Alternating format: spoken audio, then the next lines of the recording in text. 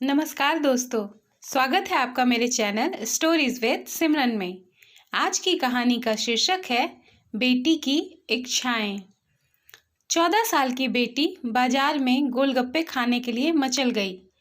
पापा, गोलगप्पे किस भाव से दिए भाई? विकास जी ने सवाल किया। 10 रुपए के 8 हैं साहब, गोलगप्पे वाले ने जवाब दिया। पापा को मालूम नहीं था गोलगप्पे इतने महंगे हो गए हैं। जब वे खाया करते थे तब तो 1 रुपए के 10 मिला करते थे। विकास जी ने जेब में हाथ डाला तो देखा 15 रुपए ही बचे थे। बाकी रुपए घर की ज़रूरत का सामान लेने में खर्च हो गए थे। उनका गांव शहर से काफ़ी दूर था।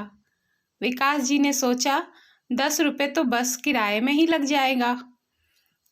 तब विकास जी ने गोलगप्पे वाले से कहा, नहीं भाई, 5 रुपए में 10 दो तो ठीक है, वरना नहीं लेने। यह सुनकर बेटी ने मुंह फुला लिए। अरे अब चलो भी, नहीं लेने इतने महंगे गोलगप्पे। पापा के माथे पर लकीरें उभर आईं। तभी गोलगप्पे वाले ने कहा, अरे खा लेने दो ना साहब, अभी आपके घर में है तो आपसे लड़ भी कर सकती है। कल को पराए घर चली गई तो पता नहीं ऐसे मचल पाएगी या नहीं। तब आप भी तरसोगे बिटिया की फरमाइश पूरी करने को।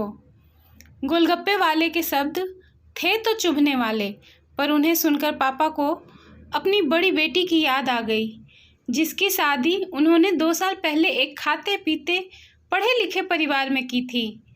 पर शायद उनकी बेटी के किस्मत में सुख नहीं था।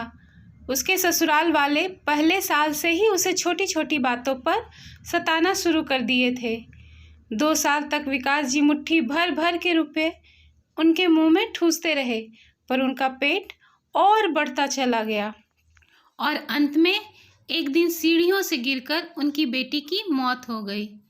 इस खबर ने विकास जी को झकझोर कर रख दिया था। आज वो छटपटा के रह जाते हैं कि काश उनकी वह बेटी फिर से उनके पास लौट आए और वह चुन चुन कर उनकी सारी अधूरी इच्छाएं पूरी कर सके। पर वह अच्छी तरह जानते हैं कि अब यह संभव नहीं है। दे दूं क्या बाबूजी? गोलगप्पे वाले की आवाज़ से विकास जी का ध्यान टूटा। रुको भाई 2 मिनट। विकास जी पास के ही पंसारी की दुकान पर गए, जहां से उन्होंने ज़रूरत का सामान खरीदा था। खरीदी गई 5 किलो चीनी में से 1 किलो चीनी वापस की तो 40 रुपये जेब में बढ़ गए। फिर ठेले पर आकर विकास जी ने डबडबाई आंखों को पोंछते हुए कहा, अब खिला दो भाई, हाँ तीखा जरा कम डालना, मेरी बिटिया बहुत नाजुक है। सुनकर उनकी गुड़िया जैसी बेटी की आंखों में चमक आ गई और वो अपने पापा का हाथ कस के पकड़ ली। विकास जी मन में सोचने लगते हैं कि जब तक बेटी हमारे घर है उनकी हर इच्छा जरूर पूरी करनी चाहिए। क्या पता आगे कोई इच्छा पूरी हो पाए या ना हो पाए। ये बेटियां भी कितनी अजीब होती हैं। जब ससुराल में होती हैं तब मायके जाने को तरसती रहती हैं।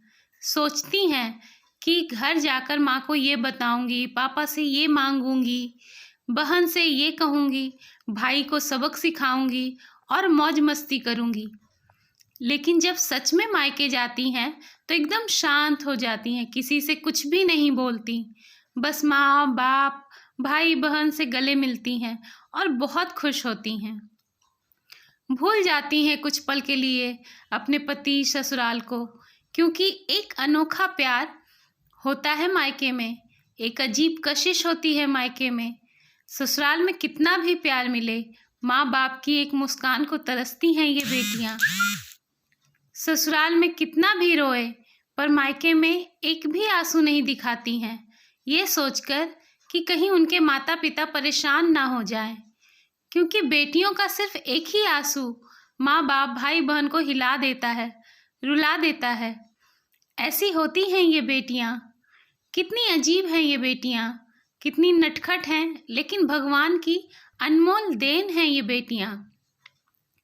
ये सोचते सोचते विकास जी की आंखों से आंसू बहने लगते हैं।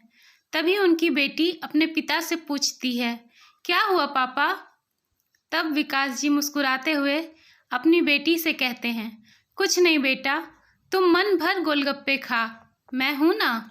दोस्तों, हो सके तो बेटियों को बहुत प्यार दें, उन्हें कभी भी ना रुलाएं, क्योंकि ये अनमोल बेटी दो परिवार जोड़ती है, दो रिश्तों को साथ लाती है अपने प्यार और मुस्कान से।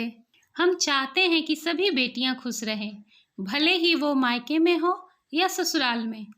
खुशकिस्मत है वो जो बेटी के बाप हैं, इसीलिए उन्हें भरपूर प्यार दें, दुलार करें और यही व्यवहार अपनी पत्नी के साथ भी करें, क्योंकि वो भी किसी की बेटी है और अपने पिता को छोड़कर आपके पास पूरी जिंदगी बिताने आई है। उसके पिता की सारी उम्मीदें सिर्फ और सिर्फ आपसे हैं। तो दोस्तों, आपको ये कहानी कैसी लगी, ये कमेंट में ज़रूर बताइएगा। यदि आपको ये कहानी पसंद आई है तो इस वीडियो को लाइक और शेयर ज़रूर करिएगा। ऐसी ही कहानियाँ सुनने के लिए मेरे चैनल को सब्सक्राइब करना ना भूलिएगा। बहुत बहुत धन्यवाद।